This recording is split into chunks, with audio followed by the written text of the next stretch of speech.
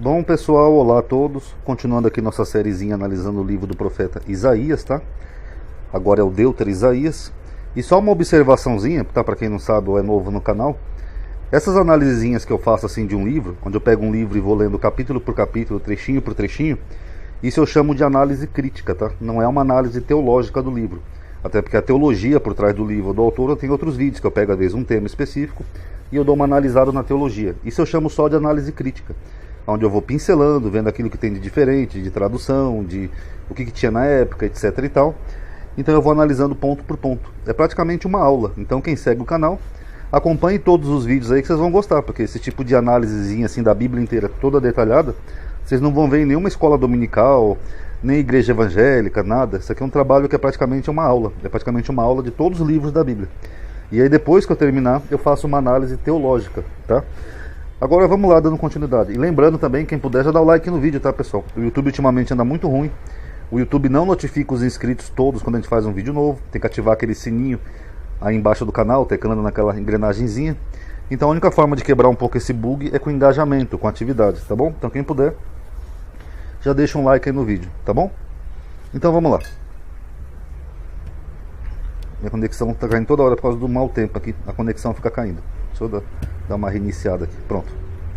Conforme nós já vimos aqui no canal N vezes, a Bíblia ela faz uma analogia de casamento com aliança. É a mesma coisa. Onde Deus seria o marido, que é o Baal. O termo Baal é marido. E Israel seria a esposa. Eu vou só citar aqui Jeremias, para quem não conhece os outros vídeos do canal, para vocês verem como essa é uma analogia bíblica. Ó, e vi que, por causa de tudo isso, por ter cometido adultério, o que é adultério? É uma mulher que trai o marido. A rebelde Israel, então a rebelde Israel seria a esposa. A despedi, ou seja, mandei a mulher embora. E dei-lhe sua carta de divórcio, aqui, ó, que nem um casamento, Deus se separou de Israel. Que a leivosa Judá, sua irmã, não temeu, mas se foi e também ela mesma se prostituiu. Então aqui Deus fala que tanto Israel quanto Judá cometeram adultério, seguindo outros baais, ou seja, outros maridos, outros deuses. E aí Deus deu carta de divórcio para duas. Ou seja, a primeira coisa que nós observamos, Deus é polígamo, ele é casado com as duas, com Israel e com Judá. E em dado momento, essas mulheres cometem adultério e ele dá carta de divórcio. Isso nós já vimos em N vídeos aqui do canal, tá certo? Só que aqui em Isaías, ele faz uma analogia diferente. Olha só que curioso que ele fala aqui, ó. Assim diz o Senhor, onde está a carta de divórcio de vossa mãe? Então, dele falar da carta de divórcio de Israel ou de Judá, ele está perguntando da carta de divórcio da mãe delas. Curioso, ó. Pela qual eu a repudiei. Então ele repudiou a mãe de Israel e não Israel. Ou quem é o meu credor a quem vos tenha vendido? Eis que por vossas maldades fostes vendido, e por vossas transgressões vossa mãe foi repudiada. Então é curioso que ele coloca aqui em Isaías um outro elemento na analogia de casamento. Ele coloca uma mãe. E aqui nessa analogia de Isaías, ele não repudiou Israel, ele repudiou a mãe de Israel. Então quem diabos é essa mãe? Porque se Deus é único e Deus não tem esposa, ou a esposa seria só simbolicamente o seu povo, quem é essa mãe de Israel que Deus se separou? Meio curioso, né? Tem até um versículo aqui no capítulo 51 que ele fala assim, ó: olhai para Abraão, vosso pai, e para Sara, que vos deu a luz, a esposa de Abraão, porque sendo ele só, o chamei, e o abençoei e o multipliquei. Então é curioso, né, que aqui a mãe, no caso, de acordo com o capítulo 51, poderia ser Sara, que foi Sara que deu luz a Isaac, que gerou Jacó e assim por diante. Mas só que Deus nunca repudiou Sara. Mas aqui ele está dizendo que ele deu a carta de divórcio para a mãe de Israel. Que se fosse Sara, então seria meio estranho, né? Porque não tem nenhum versículo da Bíblia que fala que Deus repudiou ou rompeu alguma aliança com Sara, a mulher de Abraão. Meio estranho. E também é curioso aqui que ele menciona isso daqui, ó, sendo ele, né, Abraão só. Também não faz muito sentido, né? Porque Abraão tinha Sara como esposa. Será que a história era um pouco diferente do que nós temos lá em Gênesis? Então fica meio confuso aí, vocês tirem suas conclusões, tá vendo? Aqui no versículo 6 eu achei um paralelo com o Novo Testamento, que ele fala assim, ó: as minhas costas ofereci aos que me feriam, ou seja, Israel, quer dizer que Israel foi agredido e deu as costas, e a minha face aos que me arrancavam os cabelos, não escondi a minha face dos que me afrontavam e me cuspiam. O que ele está dizendo? Que Israel demonstrou submissão ante uma agressão estrangeira.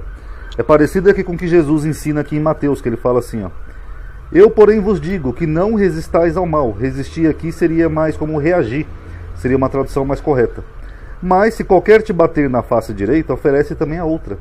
E o que quiser pleitear contigo e tirar-te a túnica, larga também a capa. O que Jesus está dizendo aqui? Ó? Se alguém vier te roubar a sua túnica, dá a capa também. Ou seja, não reaja ao mal. E aí é curioso, né, que você vê hoje em dia que os cristãos, principalmente esses cristãos políticos da direita, eles acham que o cristão tem que ter uma arma e reagir a um assalto. Quer dizer, eles vão contra o Velho e o Novo Testamento. Mas se dizem cristãos, né, homens de bem, cidadãos de bem. É meio controverso isso, né, que eles seguem um Jesus imaginário. É por isso que eu faço aqui, às vezes, brincando aqui no canal, a Bíblia 2, né, do Jesunaro, porque o Jesunaro mandou pegar uma arma e reagiu ao assalto. Agora, o Jesus da Bíblia, ele disse exatamente o oposto, ó, não resistais ao mal. Se alguém te bater numa face, faz o quê? Saca uma arma e mata a pessoa, que nem a Zambelli que saiu querendo atirar naquele rapaz? Não. Oferece a outra face. Se alguém quiser te roubar, ó, não. Dá também a capa. Então é isso que diz a Bíblia. Lembrando a quem é novo aqui no canal, ou os cristãos, eu não escrevi a Bíblia, tá? Quem não gosta do que está escrito, reclame com os autores.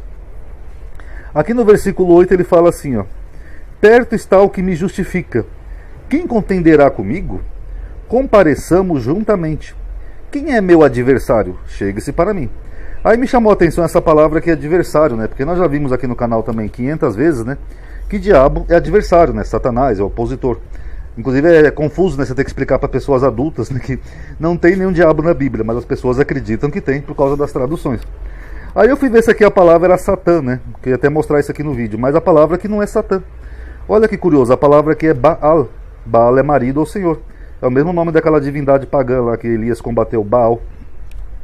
Então, as Bíblias traduzem aqui como adversário, eu não faço a menor ideia por quê. Mas aqui na verdade é uma tradução mais coerente, seria: quem é o meu Senhor? Que faz até mais sentido com o contexto do texto.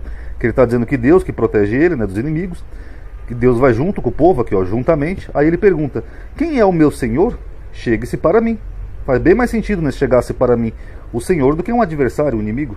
Então, eu não sei porque cargas d'água as Bíblias traduzem aqui como adversário, mas o certo seria Senhor, Baal. Aí aqui no capítulo 51 ele fala aqui, ó: atendei-me, povo meu e nação minha, inclinai os ouvidos para mim, porque de mim sairá a lei, e o meu juízo farei repousar para a luz dos povos. Duas coisas me chamou a atenção aqui nesse versículo. Primeiro é que a expressão povo meu. Essa expressão no Velho Testamento inteiro se refere ao povo judeu. Povo meu. Inclusive lá em Apocalipse, né, aquele versículo que fala assim, Apocalipse 17, sai dela, povo meu. Ela é 18, perdão, Apocalipse 18. Os cristãos teimam que são eles. Alguns acham até que é uma referência aos católicos, né, para eles saírem da igreja católica. Sai dela, povo meu. Mas povo, pessoal, é um grupo de pessoas que são da mesma raça, o mesmo povo. Então o cristão não é povo de Deus, como eles dizem. Até o Malafaia, eles começam sempre o vídeo dele falando assim, né? Povo abençoado do Brasil. Mas na verdade o povo não é a igreja, povo é o povo judeu. E aqui eu achei curioso que ele fala assim, ó: de mim sairá a lei. Sendo que nós temos lá a referência dizendo que de Moisés recebeu a lei através de Deus. E até aquele versículo que eu já mostrei controvérsia aqui, que fala que de Sião sairá a lei. E até é curioso Isaías aqui, o Deutero Isaías, falar que de Deus sairá a lei, sendo que a lei já estaria em vigor nessa época aqui do Deutero Isaías. Tá bom? Aí tire suas conclusões aí.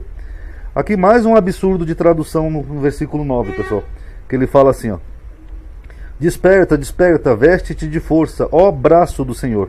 Braço do Senhor, eu já tenho um vídeo explicando o que é isso, tá? Em Isaías 53, tá? Não é uma pessoa, tá?